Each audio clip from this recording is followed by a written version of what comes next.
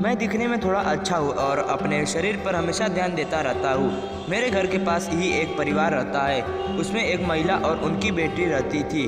महिला का बहुत साल पहले ही तलाक हो चुका था।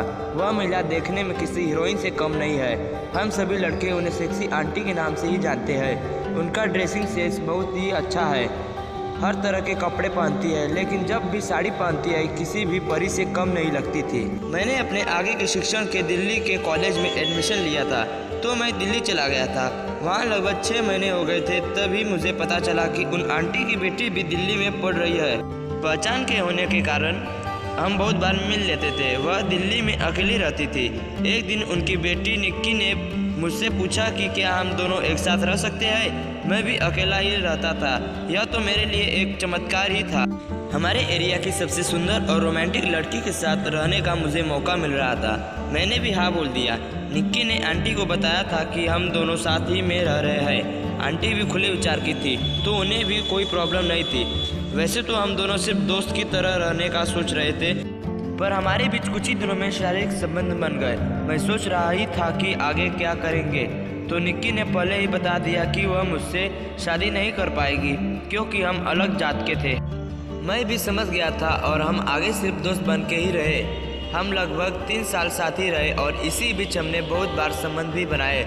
कॉलेज खत्म होने पर मैं घर आ गया था, तो अब निक्की से मिलना भी बहुत कम हो गया। जब भी निक्की घर आती थी तभी थोड़ी बोलचाल हो जाती थी। पिछले साल ही निक्की की शादी भी हो गई, तो अब तो थोड़ी बात होने भी बंद हो गया था। शादी के कुछ दिन बाद ही एक दिन आंटी को कुछ काम था, तो उन्होंने मुझे बुलाया। उनके कंप्यूटर का थोड़ा काम। जब मैं उनके घर पहुंचा तब आंटी नाइटी में थी। मैंने उनका कंप्यूटर देखा और ज़्यादा कुछ प्रॉब्लम नहीं थी। 2 मिनट में ही ठीक हो गई। मैं वापस जाने लगा तो आंटी ने बोला, थोड़ा रुको, चाय पी कर जाओ। मैं रुक गया और चाय पीने लगा। आंटी मेरे बाजू में आकर बैठ गई और बातें करने लगी। पूछ रही थी कि दिल्ली में जब मैं उनकी बेटी के साथ रहता था तो कोई प्रॉब्लम तो नहीं हुई ना। मैंने भी कहा कि नहीं, कोई प्रॉब्लम नहीं हुई। आंटी ने मुझसे तभी सीधे पूछा कि मैंने उनकी बेटी के साथ शारीरिक संबंध तो नहीं किया ना। यह सुनते ही मैं थोड़ा सा घबरा गया और नहीं बोला। तभी आंटी मुझसे देखकर हंसी और बोली, पागल, इतना डर क्यों रहे हो? किया भी होगा तो कोई प्रॉब्लम नहीं, जवान हो, अभी नहीं करोगे तब कब करोगे। ऐसे ही प्यार से बातें करते हुए उन्होंने मेरे से बुलवा लिया कि मैंने उनके निक्की के साथ संबंध बनाया था। आंटी भी हंस कर ही बात कर रही थी। बात करते करते उन्होंने अचानक मेरी झाँक पर हाथ रख दिया और बोली, मैं कैसी दिखती हूँ? मैं अब थोड़ा ज़्यादा ही घबरा गया और बोला कि अच्छी दिखती हो।